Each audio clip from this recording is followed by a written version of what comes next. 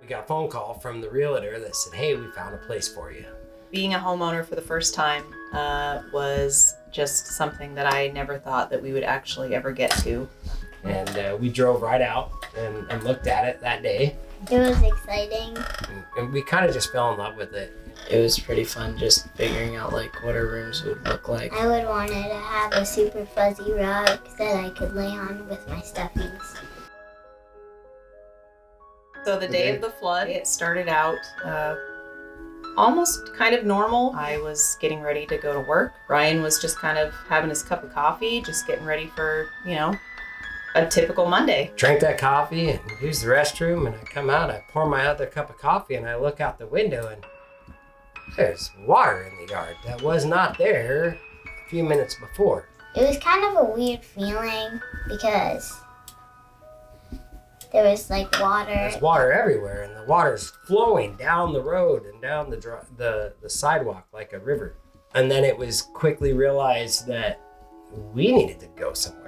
So we gathered up some food and some beverages. And it was just like a little bit of water coming through the floorboards, and then there was inches and then a few feet of water. And we scrambled up the stairs into the loft bedroom attic space that is my son's area. And the water came in, like getting a bunch of stuff upstairs. We stayed up there for a couple hours. We were there, got a chance to rescue somebody over here in our boat, just with my waders, and then it became apparent it was time to go. And jet boat docks on my porch, which was weird enough. And I've got to carry everybody, down the stairs and through the water. Dad had to carry all of us out to the boat, even Peanut. Walking back into the house for the first time, it was a pretty overwhelming feeling. There was mud absolutely everywhere. The smell was just pretty overwhelming. Everything was just, it was chaos. After the flood, trying to come in and just get this area cleaned up and ready to go again was overwhelming. It was hard. There's a lot of tears. This is our home. This is where we were brought in life, and we were going to try to make it happen. And out that as we were here and we're kind of struggling, almost alone, just a bunch of people showed up, and it made it easier. They cried with us. They prayed with us. They helped us clean as they found certain things that were destroyed. They did their best to keep it clean and fix it up or do what they could because they could tell that it was important. We couldn't have done it without the people. We spent a lot of time just standing there watching everybody just work around us because we just couldn't even move. We were numb.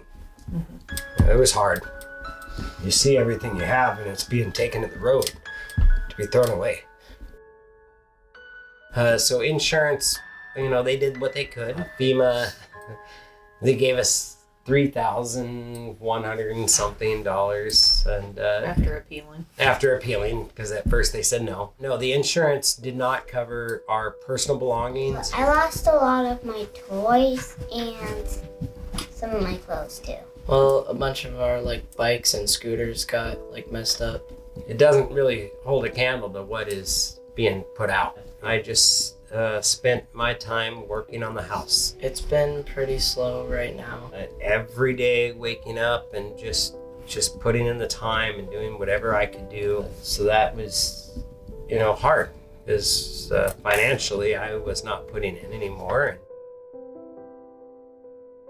When I pulled down the wall, there was a verse written on the sheetrock behind, and that was encouraging in those moments where we're tearing down the house and we're just discouraged.